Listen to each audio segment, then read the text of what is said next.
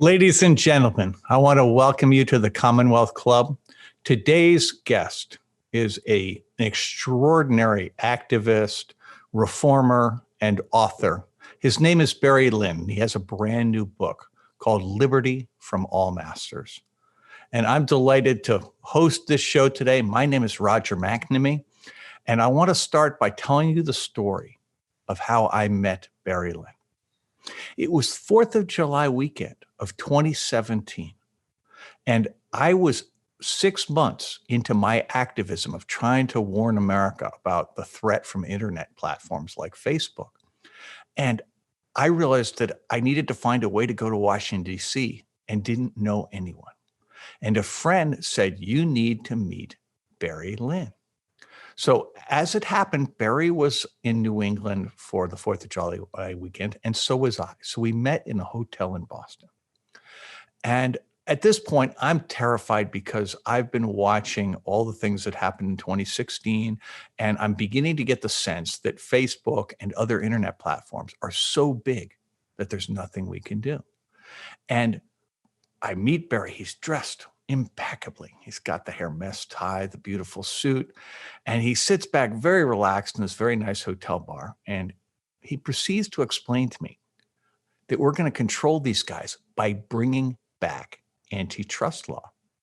Now, at that point in my life, I had spent better part of 40 years in the investment business, and antitrust law was, I think one could say charitably, defunct.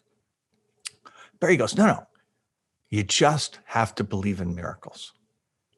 He said, we're going to get back to having real antitrust law. We're going to restore capitalism in America. And I'm looking at this guy, and I think he is from Mars. I mean, what is he talking about? There's like no way. And here we are, 3 years and 4 months later. And we are on the cusp of a new era of economic policy. One where we get a chance to restore capitalism. So ladies and gentlemen, I want to present to you and introduce you to the incredible Barry Lynn, the author of Liberty from All Masters. Barry, welcome to the show. Thank you, Roger. It's really great to be with you today. So, when I read this book, the thing that really grabs me, and the reason why I think everyone should read this book, is that it puts the notion of monopoly into historical context.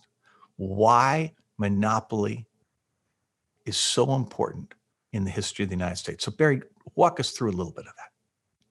Yeah, I mean, and it's a great question to start with because, America was really Americans founded this country to fight monopoly. And the reason they did it is they understood that monopoly meant concentrated power. And a concentrated power means you don't have real liberty. It means you don't have democracy. It means you're not in control of your own communities and your own family and your own lives. And folks said, hey, we want to be masters of our own futures. And there's only one way to do it, and that is to break the power of monopoly. And right at the beginning, we created these amazing tools to protect ourselves from concentrated power. And we use them. We use them remarkably well for 200 years. People sometimes don't appreciate how amazing the American accomplishment of liberty is. So that's really what I'm trying to get people to understand is that, the political economy is all about power. And either we're using it or someone's using it against us. And it's time for us to get back to using it. So the context of this was that monopoly was a core part of England's economic strategy. Is that what you're saying? Yeah, it was part of their economic strategy, but it was you had this double monopoly. I mean, you had the king with all this power, and then you had the lords with all their power, and then you had the chartered corporations with all their power. So wherever you looked, you saw hierarchy, and you saw it. Basically, you were, if you were an American at that time, if you were anybody in the world at that time, unless you were like an aristocratic lord, one of the 1% of that time, you were groveling all the time to, before somebody. You had to like bend down before somebody. And so, it's, people got tired of it. And that's what America is about, is that you don't have to bend down. You're your own boss. And somehow, and this is, it's a long conversation, but somehow we kind of lost our way. And so now we wake up today and there's all these bosses around us. And we're all terrified, and it is terrifying. We should be really honest about how dangerous this moment is. But power, once you see it, you can master it. And we have what we need to master it. So, as you say, right now we're in a moment in time where power is very concentrated, but this is not the first time, right? The country has had to battle against monopoly numerous times in its past, and about concentrated power. Yeah. So, I mean, there was the revolution. That was a battle against concentrated power. We're going to be free, not just as a country, not just as a community, but as individuals. We're going to be free in a way that nobody ever has been before. And then, right away, as soon as that's done, there's bankers are trying to take over, speculators are trying to take over. That's what Alexander Hamilton was doing with his bank. And then we master the speculators and the bankers. And the next thing we know, we got the slavers and the planters, who are trying not just to, who have enslaved millions of people, and they're trying to take over the whole country. Then it's the plutocrats. So there has never been a point in American history when we have been safe. There's never been a point when someone has been trying to take our liberty away from us. But what we did for so long, for 200 years, is we've always figured out how to beat the other folks and to preserve our communities and our liberty. And it's so it's a this is a truly amazing moment. It's a time of great hope for us if we just learn how to deal with power again, and we're learning. So we have learned in the past how to deal with power. Walk us through a few of the highlights. What are the things that we've learned in the past that perhaps we've forgotten that make the present moment so dangerous? Yeah, I mean, I think one of the most important is we forgot how to use our own government. It's like there's been this idea that government is our enemy, that there's us and then there's government, and government tells us what to do. It's like, no, government is us. The thing about being a citizen means that, you are part of government. And, you don't have to bend down before anyone. You don't have to petition everyone. It's like, you're the boss. People who work in government, they work for you. Now, if you don't boss them around, if you're not there every day watching over them, you're going to take advantage of that. But, government is something that we created to make ourselves free. And it goes back to the very first law, one of the very first laws in America, the Northwest Ordinance. It was one of the first laws signed by our first president, George Washington. It was a vision of an activist government, of a government that was used to create basically engineer a society. Let's be very clear. America started off as an engineered society. But it was engineered by people using their government to say, hey, we're going to build a particular kind of town. We're going to build a particular kind of economy. We're going to build a particular kind of citizens. So it is the first thing we have to learn is this myth that government is our enemy. We have to make government our tool, and we have to use it every day. And there ain't no way around that. So we're sitting there saying we live today, particularly for those of us who live in the San Francisco Bay Area, surrounded by Silicon Valley, the words of Ronald Reagan ringing in our ears that, the government is the problem, not the solution. And yet your point is that is in fact a heretical statement relative to the founding philosophies in this country. Yeah, the idea, the myth. This is the great myth of the time of Reagan, the time of Clinton, and it's very important that this is the myth of, that government is the enemy, that there's a market system that'll just function without any help. We got to get out of the way. That myth was um, that was it was used to actually sort of pry our hands off of these levers of control. And why, it's really one of the great mysteries of our time is, how did we get suckered so badly back in the 70s and 80s? How did we, after 200 years of, being masters of our own destiny, how did we let these people trick us the way they have? And it's a complicated question, but we got tricked, we got suckered, we lost control. Here we are waking up today, and it's like, as you have written about this amazingly well. It's just the power that is concentrated against us, and the control over our communications. That's in some ways the most terrifying thing. It's not how rich people are. It's not how big the corporations are. It's that they control our ability to talk with one another, to communicate with one another. And so that's the most immediate threat. And we will one day soon wonder, how the hell did this happen?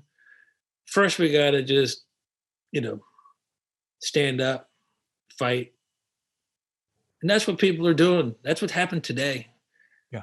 That's what, So we'll get to what happened today, but yeah. because we got some time here, but let's drill down on what happened in the 70s and then use the context of what came before it, right? Because clearly what happened in the 70s was a reaction to what came before. And there was a long period of prosperity that came before, where the United States was relatively egalitarian. Is that correct? That is correct. And so what gave rise to that? And what were the things that the people who are trying to change it, what was their story? Yeah, and there's two parts to having an egalitarian society. One is, more, not having huge concentrations of wealth. But Americans always said, it's like, we understand some people will have more wealth. Well, but we aimed to make sure that nobody had more power. But with wealth, there had to be a limit to how much any one person had. And, what we learned is we established a set of rules right at the beginning to distribute wealth, to distribute opportunity, to distribute property. I mean, we forget. I mean, here we are, we're arguing about whether to cut people a $600 check or not when they're in crisis. When they can't pay their bills, when a sickness has made people, has forced people into unemployment, again, with no fault of their own. We're having this argument whether to pay them $400 or $600. At the beginning of the nation, we said, hey, you know what? Everyone gets the property that they need to be independent, to not have a boss. And what did they get? It's actually kind of interesting what that deal was. Yeah, I mean, so right at the beginning of the country, this is the Northwest Ordinance. This is that first law, that was signed by George Washington, and it's this vision of an America that we should all we need to reconnect with this vision. And it was hey, you know what? Everybody is going to have a little citizen-sized property. You'll get a citizen-sized farm, or you can have a citizen-sized shop. But you're going to be independent. That means that as long as you could, keep your property, you can be independent. But some people are not made to be entrepreneurs. But if you're going to be an employee, you have rights. There's going to be a lot of different people who can hire you. You're always going to be able to go out and get a market wage. You're always going to be able to do that because there's no power over the employment market.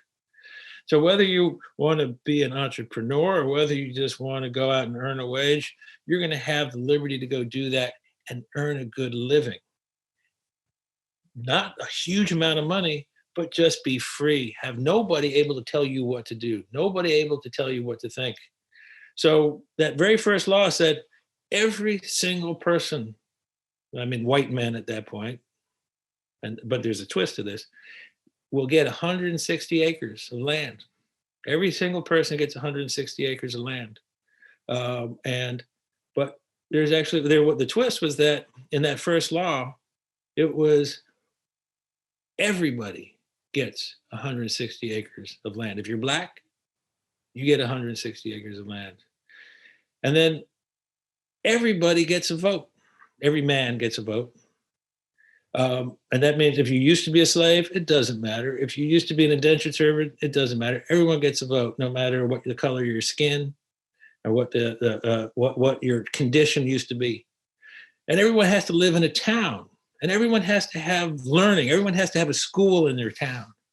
And there's not going to be any corporations. In this first law, this is the law of the United States. There shall be no corporations, and there shall be no speculators in this system. And all of the infrastructure is run to serve people. Like the only infrastructure people had back then was the post office, and the post office was designed to serve everybody. So it was some people might call it utopian, but it was an actual thing that we had. It was the original vision of America. And it was something that existed in this country for really 200 years. And it's our fault today that we forget this. It's our fault that we don't understand how radical our own past is and what we can do with those same ideas, those same laws, and those same principles today. So the organizing principle that the Reagan Revolution, and then obviously Clinton, the Bushes, and Obama wound up knocking down. Where did that come from? So I mean, we sometimes we call these folks the Chicago Schoolers, or I think people are kind of settling in on this label of calling them the neoliberals. And their basic idea, the old idea was that, hey, anti-monopoly law, anti-monopoly policy, the American system of liberty is here to serve us as citizens and to protect our liberty and to protect our democracy. That was the fundamental idea. Everything is to protect liberty and democracy so that we can think freely and bring all of our heads together and master all of the problems that we face together, using everybody's intelligence, everybody's innate genius. That was the idea. But these clearly, people said, but very clearly, by the late 19th century, power was concentrated again, right? Yeah. Yeah. So at that point, it's through these cycles, because the waves really matter, right? Yeah. It's not like we've never been here before. We have been here before. Yeah. No. And so what the neoliberals did is they did something kind of like what happened in the late 19th century. And they had this vision of what they, sometimes it's called laissez-faire, but more recently it was called neoliberalism. And the idea is that, what we really want to promote here is let the bosses rule. Let the bosses concentrate power. Let them use their corporations to determine what happens in our society. But they packaged it cleverly, right? Because their basic message was, no, the market is the best way to allocate resources, right? That was the tease. Yeah, this was. What the neoliberals did in the late 70s and early 80s. It would have impressed Orwell. They repackaged concentrated corporate power and manipulation. They repackaged that as liberty. They repackaged justice as efficiency. We can go back and look at what really famous judges, legal scholars like Robert Bork and Richard Posner. I've gone through and looked at what they wrote, and it was, this was doublespeak here in America. And it was fantastically sophisticated. That's why we got suckered, is because these guys came up with something that was truly, it was a lie that was wrapped in the most awesomely confusing package and So we thought that as they like took off regulations that were making us free, we thought that they were making us free. And so here we are, a generation later, and we realize, oh, wait, we needed those rules, we needed those regulations, we needed to use those tools in that way. So, but the neoliberal revolution was, it was a coup. It was the only real coup that ever happened in the United States. I mean, you talked about the 1890s, the plutocrats. They attempted a coup. They didn't quite succeed. The neoliberals succeeded, and they succeeded because they made it an intellectual coup. They changed the terminology through which we understand the world. They took away our eyes. And our challenge now is to awaken, not just to the threat of Google and Facebook, but to the real power that we have, because we have more to do than just take care of Google and Facebook. We have all these other crises. So what are if you were to sit there and say the 3, 4, 5 things that neoliberals did, they did the most harm and therefore we need to address, what were they? Because clearly, I mean, over 40 years, there was a period of time where tremendous wealth was accumulated. In Silicon Valley, we've built some giant businesses and some giant fortunes. So the community of people in Silicon Valley, at least, are looking at this as, wait a minute, this is great. This was the perfect time. And yet the country as a whole is experiencing income inequality that may be unprecedented in its history. And our economy is at the moment struggling for reasons that are not entirely related to the pandemic. So walk us through, what were the key changes that they made that took us from the system that preceded neoliberalism to where we are today, and therefore the ones that we really need to pay the most attention to fixing? Yeah, I mean, the one is just, what I was mentioning before, that they sort of, markets are open. No one controls a market, and what they said is a corporation is something that controls activity within a part of the political economy. And they said, well, they said a corporation, they kind of blurred the line between what is a corporation, what is a market. Now that's a way of, hiding power. That's what they were doing. They were hiding power. But the thing that it was most subversive was how they labeled us, each other, the American citizens. And, we were citizens. This goes back to the Declaration of Independence. There's this thing that, like 10 years ago, these scientists in the archives, they x-rayed an early draft of the Declaration of Independence, because there was this one place where Jefferson had scratched out this word. He'd scratched it out, it was like almost violently. And they wanted to know what the word was that he scratched out.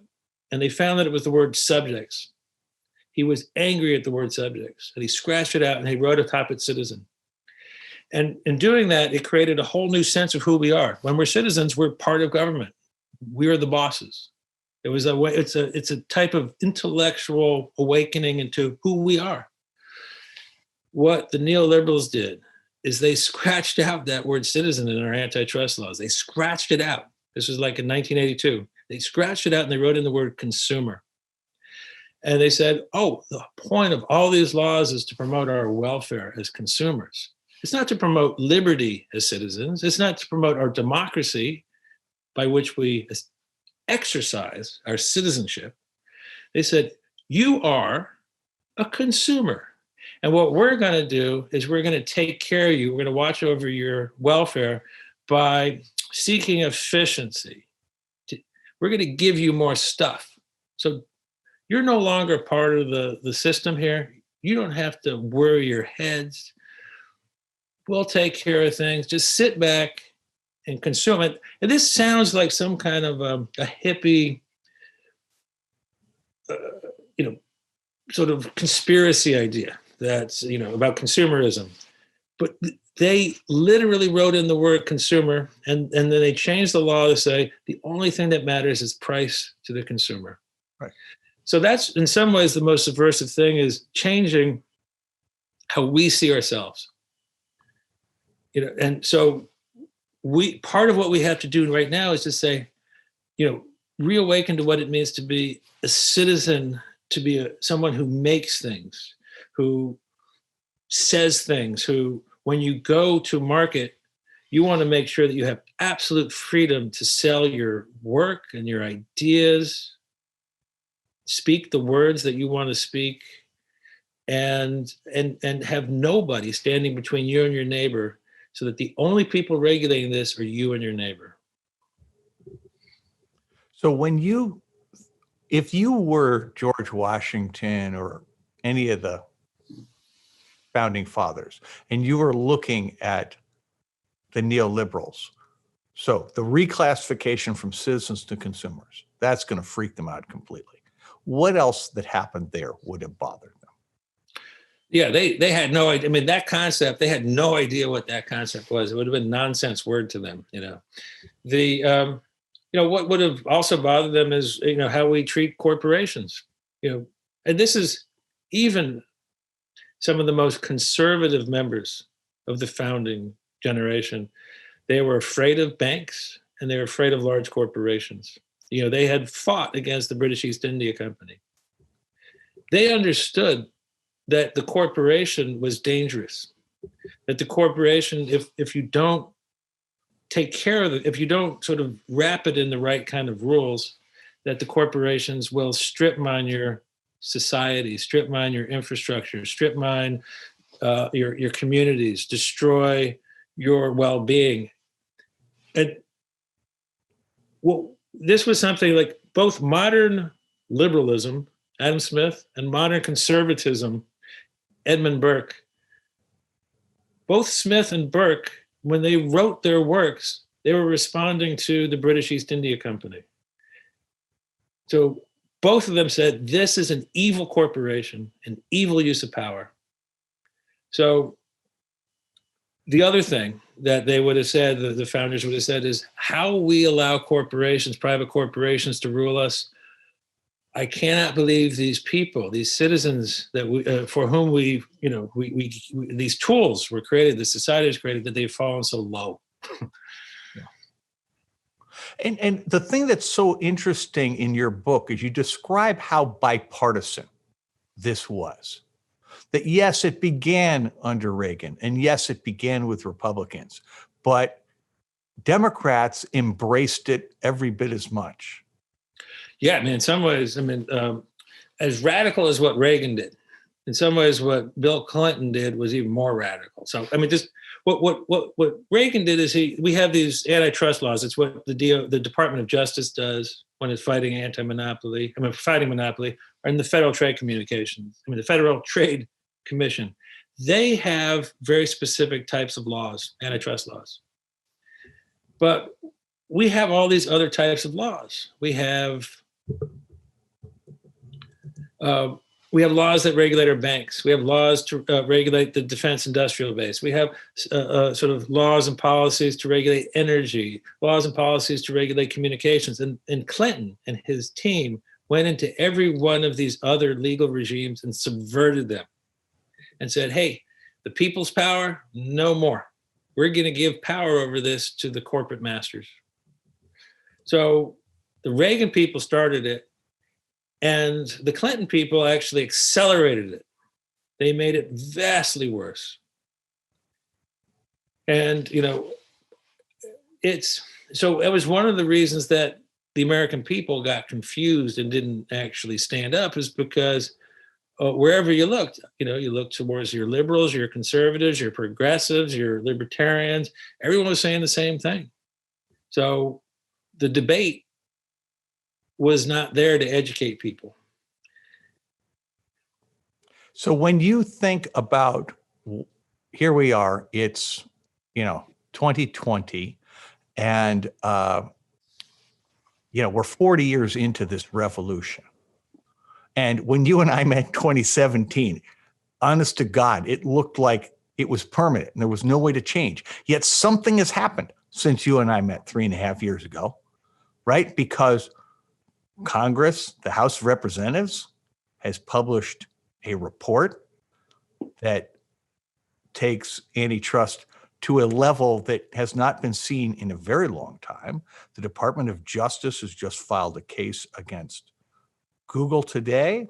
There are, 47 or 48 state AGs plus a whole bunch of territories that are taking on both Google and Facebook. The European Union have done it. I mean, 3.5 years ago, you told me that I shouldn't be afraid of miracles. And tell me what happened. How did we get to here? And then tell us what's going on now. Yeah, and it's a great question, because it's not that any one person did this. It wasn't something that Senator Warren did, or Senator Sanders, or it wasn't something that any candidate did. It was the real change took place from the American people kind of waking up to this problem. One of the key things that you just mentioned is you have all these state attorneys generals. It's actually, in the case of Google, every state, all 50 states, plus DC and Puerto Rico. Every one of these states has opened an investigation of Google. Everyone, plus DC and Puerto Rico. That is a popular rising. That's the people rising up at the local level to say, hey, you know what? These this world is ours, and these people they're threatening us, but you know what? We're gonna use whatever we have at hand to fight them. So, but it's the thing that is probably most important for people listening to this to understand is the antitrust subcommittee in the House of Representatives, the Cicilline Committee. They came out with a report 2 weeks ago. It didn't get a lot of press because it's hard nowadays to hear new things in this noise.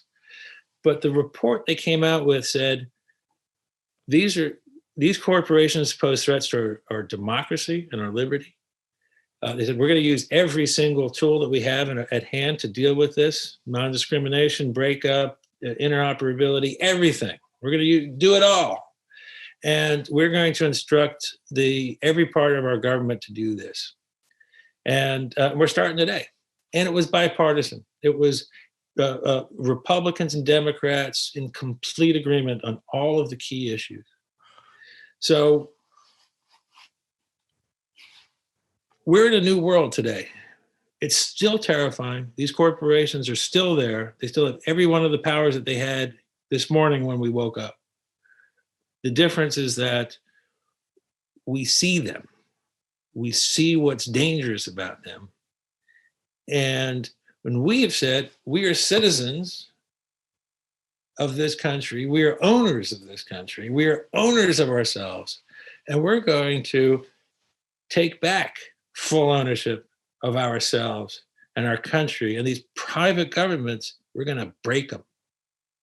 So tech, though, is not the only part of the economy where we have a concentration problem. No. So why did we pick tech? Well, tech was, and this is really important for people. It's like, and this is something you've done such a great job of working on. I mean, tech, Walmart is a problem. Hospital monopoly is a huge problem. Pharmaceutical monopoly is a huge problem. We just had COVID. We woke up and masks, 10-cent N95 mask. That's all it costs to make an N95 mask. We still don't have enough N95 masks because monopolists came in and took control of that technology and destroyed the capacity to make it. So we look through every single part, every single thing that's wrong with our society today. All the trade tensions with China made worse by monopolists. Everything that we worry about made worse by monopolists. And your point is Google, Facebook, and Amazon. This is what you're so good at. Is Google, Facebook, and Amazon? It's different. It's different, and it's different because they control how we communicate. Because they've moved in between us as speakers. They've moved in between us as in our commerce in a way that no corporation ever has, and they're able to gather information on us and manipulate us. So we got a lot to do. We got the tools with which to do it. But Google, Facebook, and Amazon pose threats that must be dealt with today. So when you're looking at that, which parts must be dealt with first? What's the first order problem? Yeah, I mean, the first thing is, it's the way they manipulate information flows.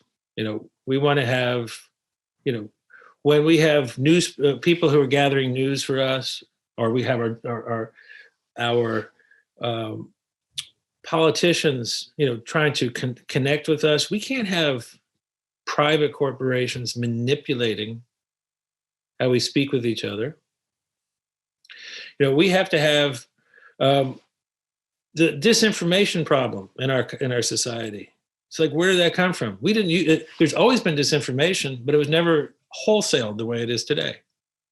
How is it that the Russians and all the other disinformation and spreaders and propagandists, how is it that they get their word out? They get it out through Google and Facebook. It's because the business model is flawed. It's because the business model is designed to manipulate people. And so sorry, go ahead. Yeah. No, it's so that's why, that's what's so terrifying, is their ability to actually prevent us from being able to communicate with one another the way we expect to and need to in a democracy. And so the thing that changed in the last 3.5 years, how is it that we got Congress, which I think charitably was less well prepared for the 2018 hearings with Mark Zuckerberg et al. Than they are now? What was it that drove that, and where does it go from here? What happens? What does it look like? Okay, so you've got this case. I mean, are we? Yeah, no, it's a great question. What happened with Congress? How do we go from 0 to 100 miles an hour? And that's and what happened is these folks went out and read. They educated themselves. They were they stopped bickering for long enough to sit down in the room together and learn about the problem, and work together to talk it out so that they were using the same language to understand the problem. And there were some real heroes here, and I want it's important for Americans to understand there are heroes in our midst. There's Congressman Chairman Cicilline, David Cicilline, who ran that committee. He is a true American hero, and he saw this problem. I mean, I've been working with Chairman Cicilline for 5 years, 6 years. He always had power to do this beginning in 2018 when the Democrats took the House. He's seen this. He's wanted to do something about it. He created a discussion that was both bipartisan, that was respectful, and that educated people to the real nature of the problem. And he had real help. He had help from a terrific staff, from people including Lena Khan, Slade Bond. But it's so what's the lesson here? The lesson here is sit down. You don't vilify. If you're a Republican, don't vilify the Democrats. If you're a Democrat, don't vilify the Republicans. Say, hey, we're all in this together. We want democracy. We're going to argue about other things, but let's not argue about whether to have democracy or not. So what's going to happen? Is this going to get fixed overnight, or is Congress going to screw this up? Is the Department of Justice going to mess it up? What's going to happen? It's not up to Congress to screw it up. It's up to us to screw it up. If we keep getting distracted, if we keep letting people distract us, if we keep letting, crazy talkers on TV distract us, and we don't spend our time saying to our congressmen and our state attorneys general and our mayors, and our public utility commissioners, we got to beat these monopolists. Then if we lose our democracy, it's on us. It's like, yeah. So let's say we don't do that. Let's say we keep the pressure on. How long does it take before something real happens? And where would that leave us? If we're at the point now where, Google and Amazon and Facebook, they know that they can turn people on and off. Just as an example, I'll give you Amazon 5 years ago, they were having a beef with Hachette, a book publisher, big book publisher. It publishes important books. And they were having this beef with Hachette, and they just shut them off. They turned the switch and they shut them off and said, "You're not selling any books." That's half of the business of Hachette. For many of the authors that Hachette handles, it was 90%, 100% of their business. All the money went away. They were silenced overnight. That was 5 years ago. That was with authors. Google and Facebook, they can do that with reporters, with policy wonks, with policy makers. They can turn people on and off. They know that. And actually, increasingly, the politicians know that too. So if we don't actually push forward every day at this point to master this problem, they're going to start reaching in the quiet days and reaching their hand around people's throats, making people afraid, and start, sort of separating people out. Right now, we got all the members of a congressional committee together, providing strength for one another. We give them any time, they're going to start pulling people apart, prizing people apart. Separate, we fall. And this time when we fall, this is what's different about this time. If we fall this time, there ain't never going to be an opportunity to stand back up. So what are our priorities? When people talk about antitrust, they almost reflexively go to the notion of breaking companies up. We have an audience question about that, and specifically in the context of tech. And I'm curious as to whether when you're thinking about this, what are the other tools in the tool chest that we want to make sure we use besides breaking up, and where does the breakup thing fit relative to priorities? Yeah, I mean, it's a great question because, in order to get attention, you say, hey, we got to break these people up. It shows strength. It shows, that size matters. But actually, in some cases, this is very much true of the digital economy, is in certain cases, you may just have one. You may have a network. Network effects are real. And this was true with the railroad. It was true with the telegraph. It was true with the telephone. And it's true today with Google, Facebook, and Amazon. Certain things are going to be big. And so if we want something to be big, if something needs to be big in order to function and serve us, then what we want to do is use, we want to neutralize it. We want to use, and we have a whole variety. It's like of tools that mean, and neutralization just means you have to treat everybody the same. You have to impose, it's rule of law. Everyone gets the same treatment. Everyone gets the same prices. You get carried from one place to another in the order in which you come. Everyone is equal. That's what common carriage sounds. It sounds technical. It just means you're equal with the next person. That might be a billionaire, and your job may be sweeping the halls in the high school. So how about the whole issue of your own products, right? Because one of the challenges of these folks is that they run marketplaces, and without exception, they also have products available in those marketplaces, which they give preference to.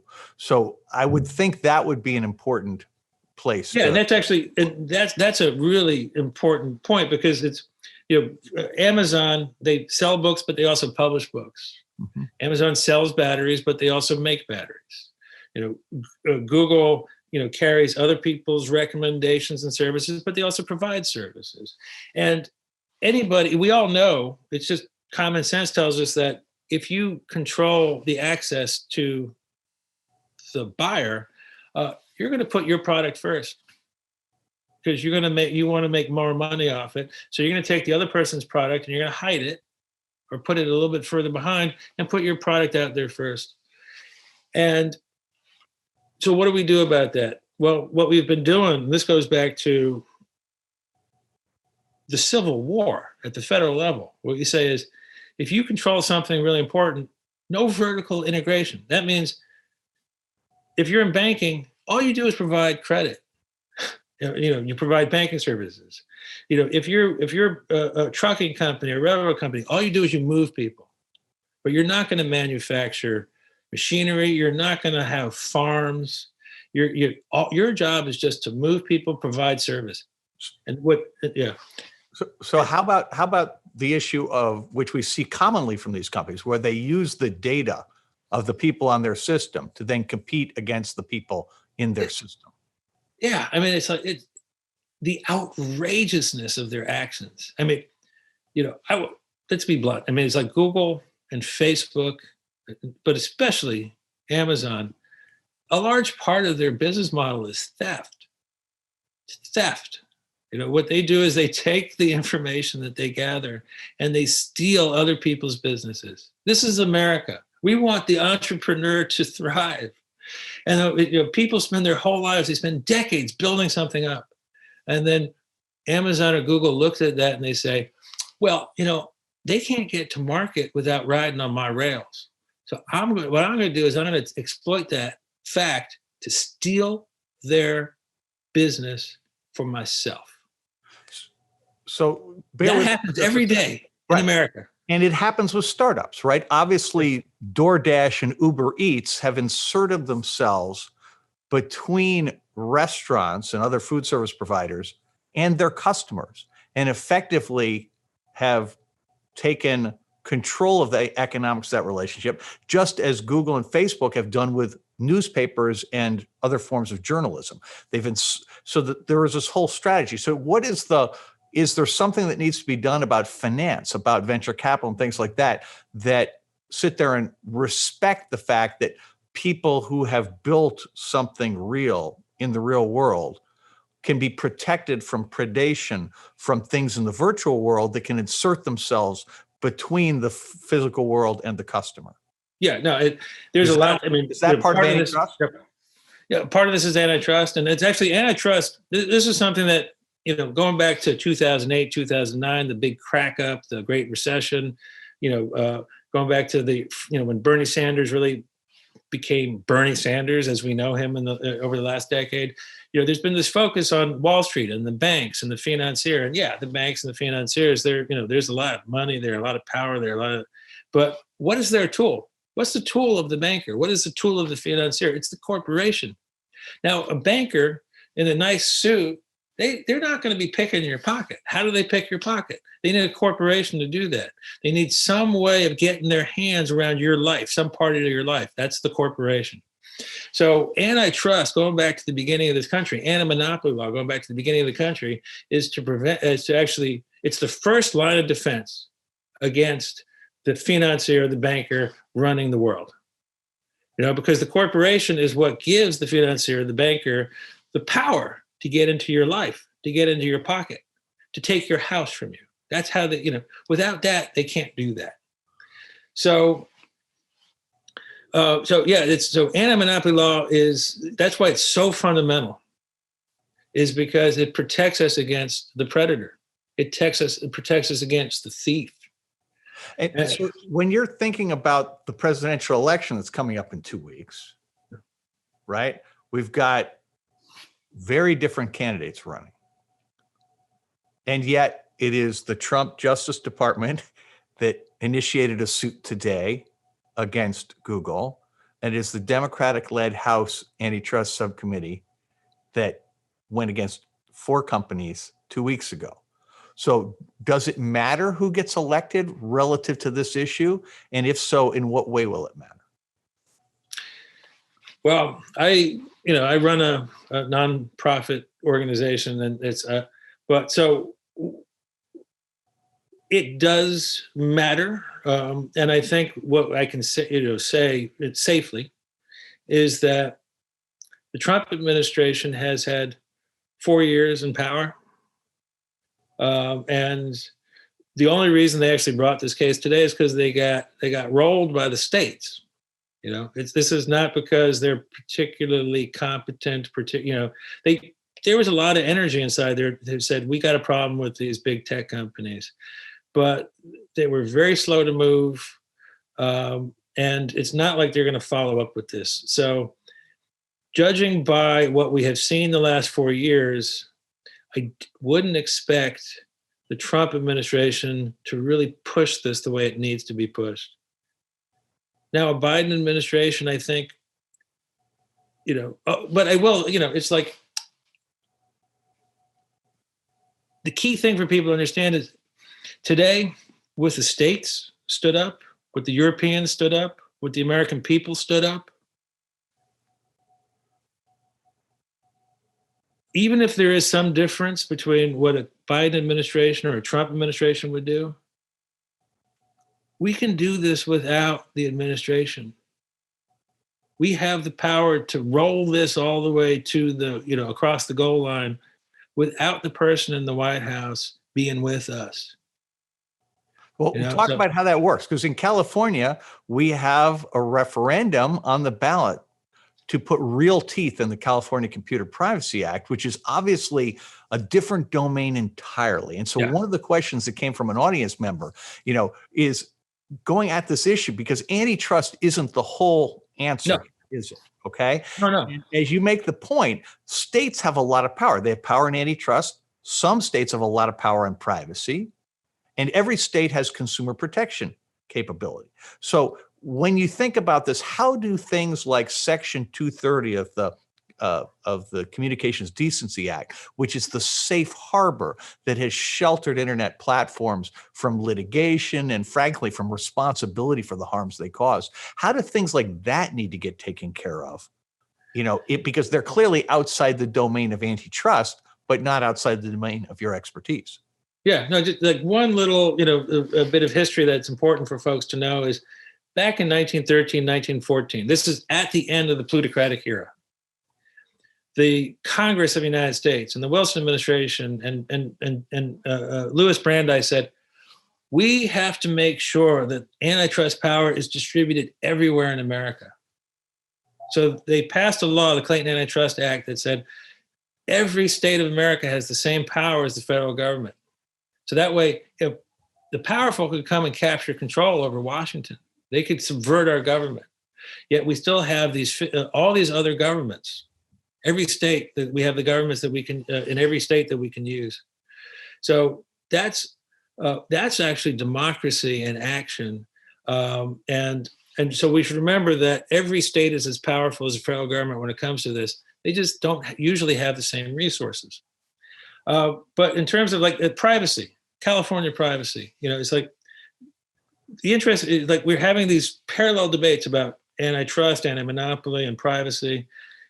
When we bring these conversations together, we can actually make these very powerful tools that we have, both privacy tools and anti-monopoly tools. We can work them together. You can set up a privacy system that promotes, that breaks power. You can use power in a way that creates privacy. And is it not true that we can also use safety? If you think about it, Silicon Valley engineers are the only engineers in the economy who are protected from the consequences of their mistakes, right? If you're a chemicals engineer and there's a spill, you and your firm are responsible. If you are a building contractor or building engineer and your building falls down or it hurts somebody, you are accountable. If you're a pharmaceutical company, you're accountable for any harms that come. This is a unique place. And so the notion that we're going to not just change the economic structure with antitrust and the personal rights structure with privacy, but also have to think about safety. Now, one of the questions that came in, I want to bring up here, because the person asked, are we talking here about socialism or are we talking about a return to capitalism, right? Because if I understand the book properly, monopoly is not capitalism. Monopoly is a thing that sort of comes at, capitalism can lead to monopoly. But once you get to monopoly, that's no longer capitalism. Capitalism, a thing historically associated with democracy. That's the message I took out of the book. Absolutely. And what we have today is America today looks more and more and more like the Soviet Union or like China, under the Communist Party rule, where you have a couple of extremely powerful corporations that, that control vast portions and growing portions of the political economy and destroy the ability of investors to get a fair return, of entrepreneurs to build something new. So it's like, this is absolutely capitalism, and it's like, socialism usually involves state control. What the beauty of anti-monopoly is it's like, you got the state over here and you got the private corporation over here, but you got a tool that keeps them apart. We don't want them joining. You got a tool that keeps them apart, and you got a tool to keep both of them small. You got a tool to keep both of them small. So the power ends up in our hands, and we are in control of our lives and our communities and our businesses and our investments and our ideas. That's a pretty good world. We used to have it. We could have it again. It's capitalism. It's liberty. But the way to it is through anti-monopoly. It's not through state control. So another one of the great questions here is, okay, how do we help? What are we all supposed to do right now, right? Who do we put pressure on? Is it politicians? Is it companies? What can each person on this live stream do if they want to be part of seeing this reform take place? Yeah, and I'm going to go back, to the mid 1990s. Mid 1990s. Microsoft was out there. Microsoft was the big bad bully. Microsoft is going to take over the entire internet. Using sort of leveraging its control of DOS, of the computer, the personal computer. And the Clinton administration really didn't want to do anything about it. It's like they just didn't want to get into it. They wanted the opposite to happen. They liked big people who were going to scratch their back. I'll scratch your back, you scratch my back. I'll give you a monopoly, you kick back me some money. That's the way it worked under the Clinton administration. And then these folks in Iowa, an attorney general in Iowa, Tom Miller, Iowa, out in the middle of the, there's corn and pigs and, a few small towns and riverboats, and they said, hey, you know what? We're not going to live under the sway of this monopoly of Microsoft. So they said, we're going to use this tool, this power to break the biggest corporation of that time. And they got a few other state AGs to go along, and they started an investigation, and they forced the Clinton administration to do that. That was people in the towns of this country saying, God damn it, this is my town, it's my liberty, this is my family that I care about. And you know what? We're going to make it happen. So people can do this in every state of the union, and they can do it in their cities. They can use procurement policy. They can, people have to understand about all the power they have over the utilities. Everyone's ripping you off today. Right. And it's because we're not using our local governments, our state governments, and our federal government to keep us free and safe. So part of this is recognizing the trap that these companies offer. So if you're on a school board, Google's going to offer you an amazing deal on Chromebooks, right? And the trick is to recognize that the price that you're paying is not just the upfront piece. It's all the downstream damage that comes from these products. Yeah. And it's not just pricing in that case. It's actually when what you're doing is, if you're on a school board, it's a great example. Fantastic example. If you're on the school board, Google comes and says, hey, we got a bunch of Chromebooks. And this is a terrible time right now with the COVID. It's like we have this crisis. And these people, what Google does, we got a crisis. What Google does is, hey, take this laptop and use it and educate yourself. But what they're doing is they're spying on your kids. They're studying your kids from the get-go, from the time they're 5, from the time they're 7. And so that they know how to manipulate your kids going forward forevermore. And Microsoft does the same thing because they have all the children's games and things. So they capture them early all the way up through LinkedIn, right? So everybody wants to be part of that same economy, right? Well, and so you're saying every corporations want to. Yeah. The question is, how do they get involved? So the answer is, at every level, you have to push. And we're going to have to make some trade-offs. We're going to have to be willing to pay a little bit more now, right, in order to avoid the very high downstream cost of turning over our liberty to these people. And in exchange for paying a little bit more now, sometimes, not always, we will have democracy. We will have a voice. And in the long run, we're going to have a much more prosperous economy in which we get more for less. So, this is an investment that pays back in terms of, politically, and it pays back economically. So let me ask you last question, again, coming from the audience. How long is it going to take? Let's assume that everybody gives us their best effort.